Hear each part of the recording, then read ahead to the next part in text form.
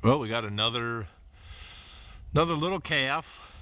Rambunctious little thing. He's a little small, but very rambunctious. Already been up on top of the pile here playing King of the Hill, and everybody's doing good. We got some rain coming, and so potential some rain. So I'll go grab later this weekend, either Saturday or Sunday. I'll grab a bunch of straw bales and just bed this whole area and the shed.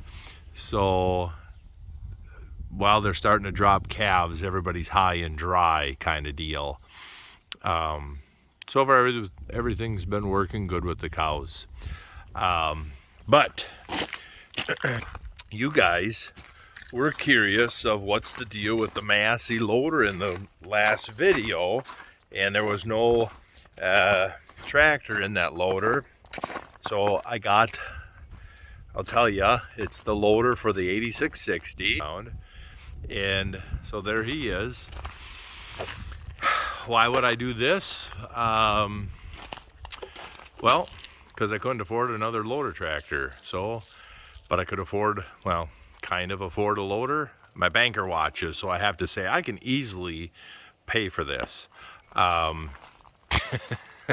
Sorry, but yeah, so it's what I could afford, and so I'm still waiting on some parts. I'm still waiting on a couple hydraulic fittings. I got to get the weights off and this front bracket off, and then I can get the grill guard on, and that will be done there. I've got there's a big single point hookup here, but it's designed to go on top of the electric valve bank that would mount here. And so right now I'm just going to run hoses off the SCVs, and then the day I can afford it to finish the complete installation that's supposed to be there, then you come off your Power Beyond.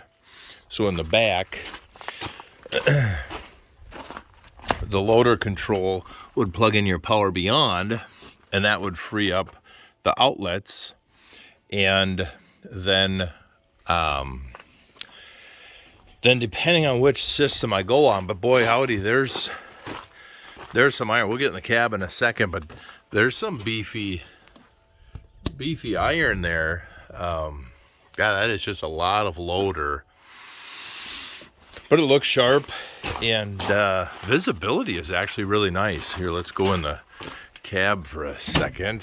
And hello, Mr. Cab. My buddy. So, yeah, visibility looks good. I can see right down that loader frame.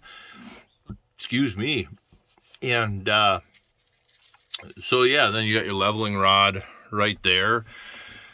So right now, with it plumbed into the outlets, I will be, up, down, curl back, and dump, just like any other joystick. And then these would be third for live hydraulic third functions. And so the hydraulic third function kit is in the shop as well.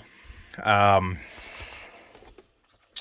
that would be that. So if I went with Massey Ferguson, because it's a Quickie brand loader, if I went with Massey Ferguson, we'd put a toggle switch here, and Ziegler already unlocked the tractor. So I put a toggle switch here and your electronic valve bank on the loader.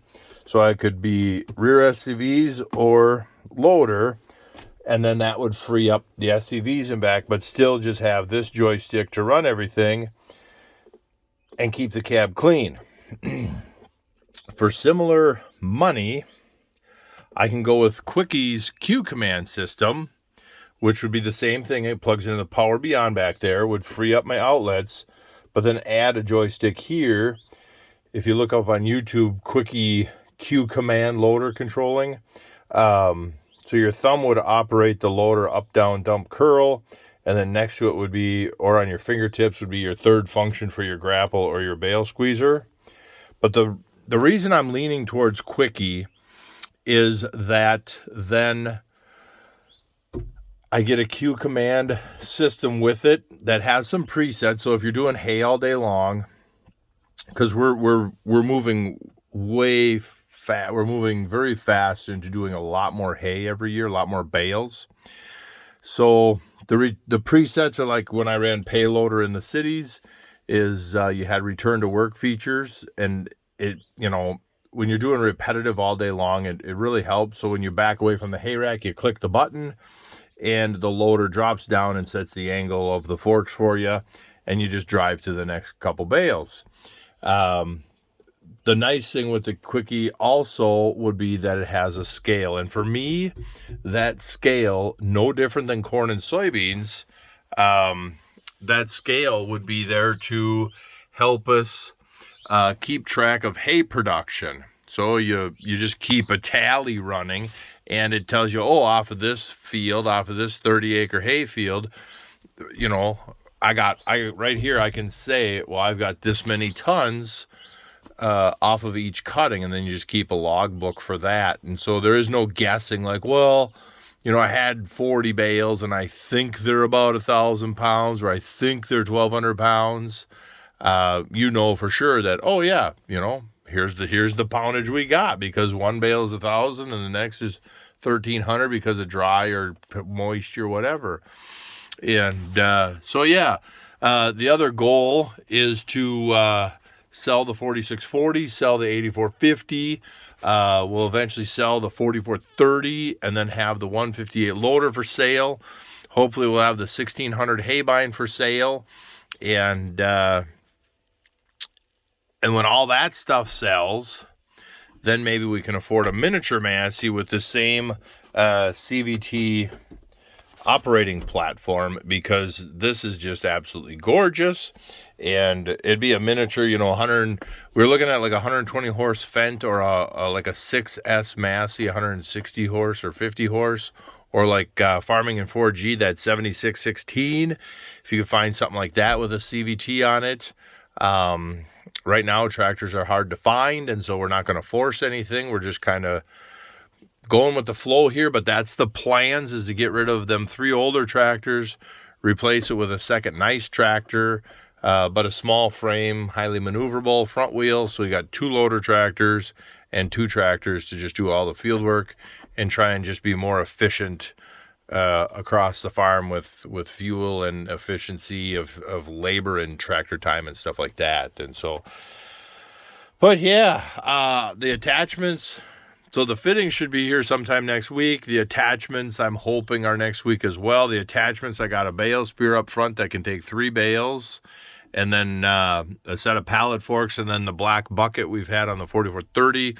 I got a weld-on kit, attachment kit to weld onto that. So then it's here, and them are all made by Notch, which is a Minnesota, support Minnesota, and so hopefully next week the project can be done, because mud season is coming quick. The feedlot is thawing very fast, and it won't be too much longer in the 44. You're going to get stuck again in the feedlot because the front end drops into where there's no frost, and at the rate it's melting out in the fields, all my bales are south on that field, and so there's going to come a point that I'm not going to be able to go across with the 44.